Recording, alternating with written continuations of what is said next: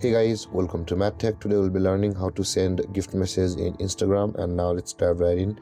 Now to send gift message in Instagram, first open up Instagram app, and after that at the top right corner of the screen you can see your messenger icon or the message icon at the top right. Tap on that and open the chat box of that person to which you want to send a gift message. So after opening the chat box of that person, let's type in a message, guys. So I'll be just tapping on hello, and after that, after typing your message, guys, at the left side of that message bar you can see there is the magnifying glass icon. Tap on that magnifying glass at the left side of the typing bar, and over here you can see the options available for us. The gift message is on the top.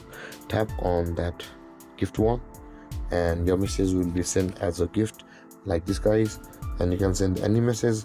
With that being said, guys, this is how to send gift messages in Instagram, and if you have any confusions or questions regarding the topic, feel free to comment in the comment section below, and don't forget to like, subscribe and hit that bell icon for more videos.